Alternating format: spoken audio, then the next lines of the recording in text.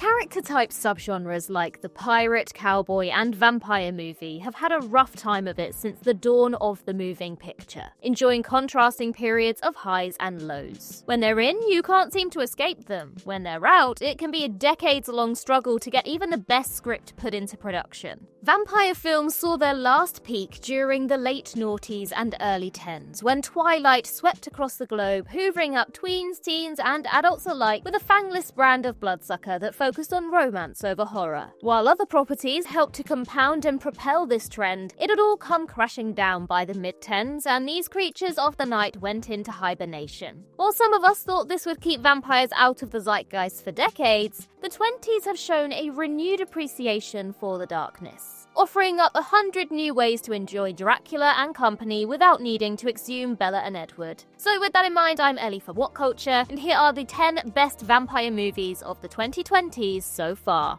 Number 10. Let the Wrong One In. Although it has largely flown under the radar so far, Conor McMahon's comedy horror Let the Wrong One In is an exciting new breed of vampire movie, taking a cast of relative unknowns plus one big name, a shoestring budget, and a thoroughly everyday setting, and spitting out a future cult classic. Set in the suburbs of Dublin and charting the tale of two rough-and-ready brothers who come face-to-face with the evils of the night, Let the Wrong One In is the Lost Boys meets the Young Offenders. Deco returns to the family home after some time away and an especially heavy night, with bite marks on his neck and an aversion to sunlight. Aided by a cab-driving vampire hunter played by Anthony Stewart Head, Deco and his brother Matt have to find a way to prevent the whole city being taken over by the undead. With a title that harks back to Thomas Alfredson's contemporary vampire masterpiece Let the Right One In, McMahon's Little Islander movie makes no bones about either its subject matter or its sense of reverence for the horror genre as a whole, boldly splattering references to Buffy, The Shining, Evil Dead, you name it, across every other frame. And when the villains are a blood-sucking hen party, you know you're in for a hell of a time.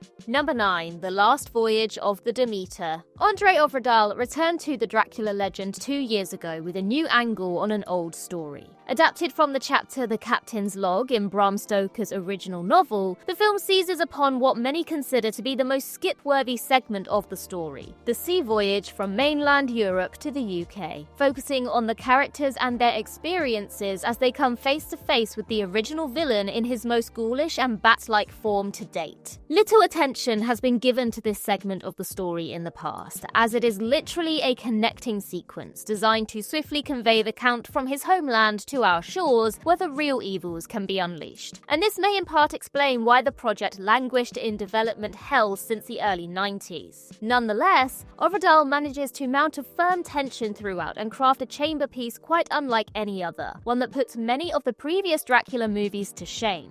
Number 8. El Conde. From Pablo Larraín, a director known for his deep dramatic character studies of famous figures, comes a vampire movie with a twist. Or several, actually. Charting the life, rise and fall of former Chilean dictator Augusto Pinochet, El Conde is a humorous post-mortem of not just the man, but the entire regime, told through the frame of an upper-class family comedy drama. Oh, and Pinochet is not only not dead, but eternally so. In his afterlife, the former titan is now an infirm old man who has lost his lust for life and wishes nothing more than to waste away to his death. But when his spoiled children come to visit, they reignite something in him as they conduct an audit on his life and finances in consultation with an accountant nun who harbours an ulterior motive. Even with a deliberate pace and droll sense of humour that might not land with typical vampire movie fans, El Conde is worth it just to see the Count swooping like a bat in full military regalia over the hills, lakes and modern cities of Chile. Plus, there's a bonkers character reveal late in the movie that, despite plenty of forewarning,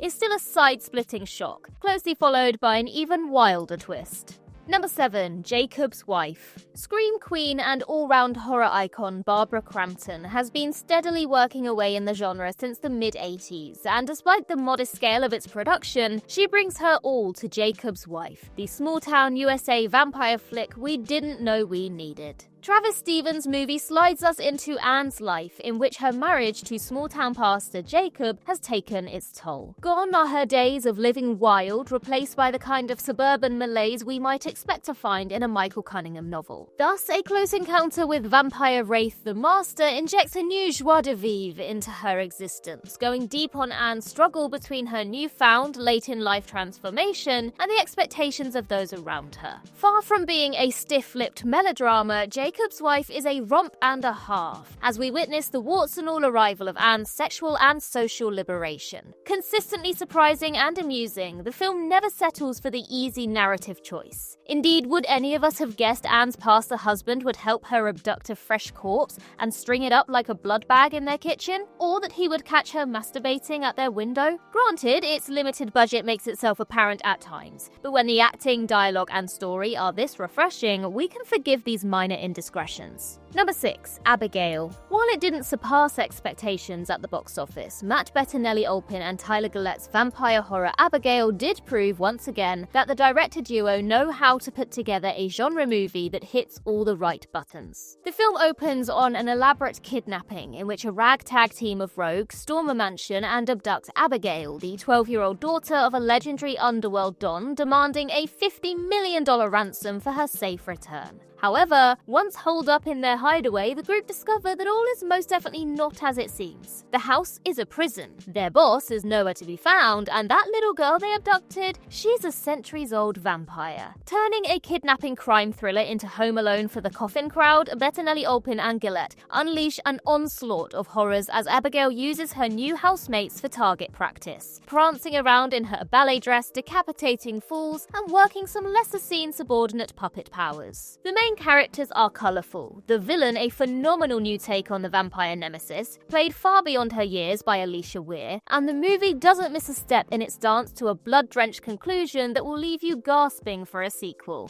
Number 5. Renfield. Nicolas Cage had been waiting his whole acting career to play the Count. We had been waiting just as long to see it. And 2 years ago, he finally got the opportunity, laying down an exquisitely over-the-top performance in Chris McKay's Renfield. Now, don't get me wrong, Renfield is very much the title character's film, and follows Dracula's infamous underling, played by Nicholas Hoult, as he reckons with over a century of serving a master and getting little back. At the end of his tether emotionally and existentially, he goes on a self-help journey, joins a support group, and tries to put himself out there, finding some me time away from work. However, Dracula won't let his faithful servant slip from his grasp that easily, and is determined to seize control of Renfield once again any way he can. He crops up at increasingly inopportune moments throughout the movie, not just stealing but positively slaying every scene he appears in. It's funny, it's cute, it's downright horrific at times, and as far as contemporary vampire movies go, it's up there with the best. And it's just an added bonus that we are treated to the archetypal vamp in so many guises. Number 4. Blood Red Sky. A true hidden gem from this decade's crop of bloodsucker celluloid, action horror Blood Red Sky goes where no vampire movie has dared before. A transatlantic flight from Germany to New York. The flight in question sees Nadia and her son thwarted in their attempts to get her to a special clinic that might be able to cure her cancer-like ailments. Presented in dual strands, reaching into past and future simultaneously, the film gradually unspools its mysteries as we discover Nadia is a vampire, how she came to be that way, and what the group of sinister-looking men with guns have planned for her ill-fated flight. And yet, despite being tense, exciting, and truly original, hardly anyone has seen it. Why? Well, Netflix have a lot to answer for. Sure, snakes on a plane but vampires is a good elevator pitch, but it's not enough to sell a movie on, let alone do this movie justice, and it has brought in the wrong viewers. Blood Red Sky is not a slow burn, but also not one for the modern blockbuster devotees who need an explosion every 2 minutes just to stay awake. Audiences unable or unwilling to sit tight, strap in, and turn all other devices off won't have a good time. But anyone with a hankering for a whole new kind of vampire horror is in for a treat. Number 3. The Vourdalak. A surprise entry in the vampire canon, both the Vourdalak and its director Adrian Bowe seem to have sprung from nowhere. Set in 18th century Eastern Europe, we join French Marquis Jacques Saturnin d'Antoine as he loses his money, his horse, and his way while on business to the King of France. Sent to the house of a man named Gorka, Jacques is promised a replacement horse and the means to get back on track. But once there, he discovers a small peasant family in disarray, whose patriarch has only gone and got himself turned into a vampire. There are many elements that make the Vourdalak stand out from the general churn of vampire films. The pastoral location and dreamy aesthetic, for one, which establishes a markedly different tone from what we're used to, prioritizing warmth and sunlight over gothic structure and shadows. Another is its characters, all quirky and unique. The cross-dressing son, the besmirched temptress daughter, and Jacques himself, a foppish courtier with a nervous disposition, whose bumbling antics provide a rich humor in even the darkest moments. But the detail that really sets Bowe's picture apart is Gorka. The vampire is portrayed by a skeletal puppet throughout, and none of the other characters ever responds to or comments on this, playing it straight in spite of the inherent absurdity. It's a brilliant visual gambit and makes what could have been a rote, if humorous, vampire film into an all-timer. Number 2, Nosferatu. This year's Oscars may have snubbed it with no nominations for Best Director, Actors or Picture, but Nosferatu is the standout classic vampire film of not just this decade, but perhaps the whole century thus far. The film focuses Robert Eggers' talents on a remake of the German expressionist film of the same name, taking Nicholas Holt's 19th century real estate agent Thomas Hutter to Transylvania to cut a deal with Count Orlok, a mysterious recluse who shares a supernatural connection with Hutter's wife, Ellen. The story will be deeply familiar even to Nosferatu virgins, as it is a close retelling of Bram Stoker's original Dracula tale, with names and places changed to avoid copyright infringement. But that doesn't mean it hasn't anything new to offer. For such a well-trodden property, Nosferatu manages to feel both classic and fresh, boldly staging its period with elaborate costumes and sets, while offering up some thoroughly modern scares and sexual underpinnings. Rather than focus on Thomas or the Count,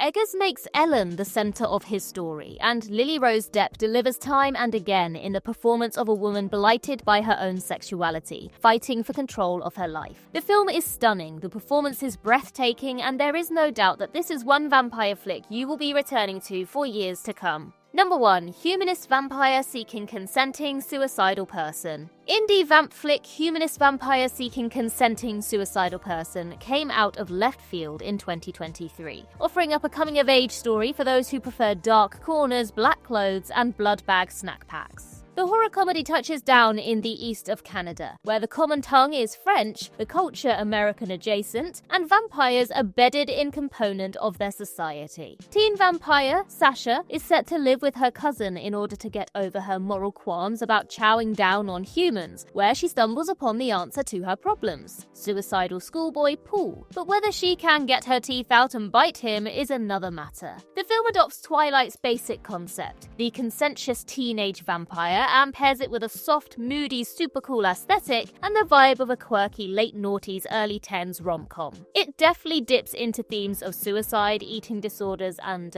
righteous murder, while offering up comedy, violence, and romance in equal measure. Alas, Humanist Vampire's subtitles mean its impact has been muted beyond the international film festivals and has yet to find anything like the audience it deserves. But given this is the most original, interesting, and downright enjoyable vampire pick this half-decade, it's only a matter of time before it comes good.